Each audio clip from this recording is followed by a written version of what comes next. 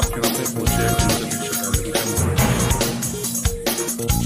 आज कार्यालय में आपने क्या मामला है? उन्होंने ये बोला दोनों को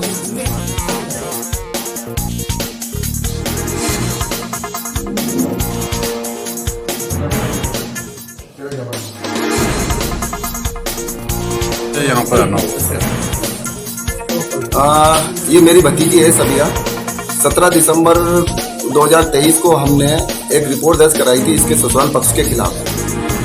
उसमें 20-25 दिन तक तो हमारी कोई रिपोर्ट दर्ज नहीं की गई। जब मेरा छोटा भाई सत्तार वहाँ पर एसआई प्रभुलाल नागर जी से मिला तो उन्होंने 15,000 रुपये की डिमांड करी और उन्होंने ये कहा कि भाई मैं आपको पूरा दहेज भी दिलवा दूंगा और जितने मुलजिम उनको अंदर भी करवा दूंगा, पूरी कार्रवाई करवा दूंगा, 15,000 रुपये देने पड़ेंगे।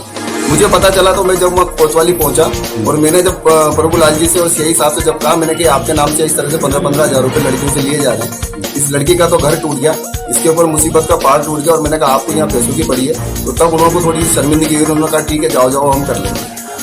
उन्हें 2 महीने बाद उन्होंने आज कल संडे के दिन, ताकि संडे के दिन हम कोई किसी और कोई कार्रवाई नहीं कर सके, कल संडे के दिन उन्होंने इसको वहाँ कोतवाली में बुलाया।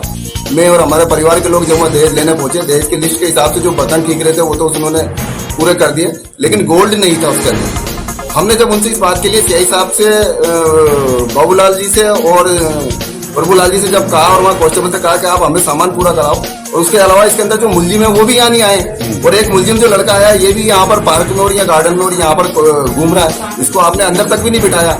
इस बात को लेकर वो हमारे ऊपर भड़क गए और गाली गलौज करने लगे और प्रभुलाल जी नागर ने ये कहा कि यहीं से सीधे आप लोग जेल जाओगे और ज्यादा चल जाओ, यहाँ से नेतागिरी मत करो, लेना है तो ये अधूरा दहेज है, नहीं तो आप लोग यहाँ से चले जाओ। इस बात की जब हमने सीआई साहब से कहा तो मैंने कहा सीआई साहब आपका आदमी हमसे 15,000 रुपए की रिश्वत मांगता रिपोर्ट करने के नाम पे, तो उस बात को लेकर सीआई साहब भड़क गए और सीआई साहब ने गाली गलौज करते हुए मेरी भतीजी को, मेरी भाभी को, मेरे भाई को, मुझे और हमारे पूरे परिवार को वहाँ कोतवाली से धक्का देते हुए, लगातार धक्का देते हुए हमें कोतवाली से बाहर निकाल दिया।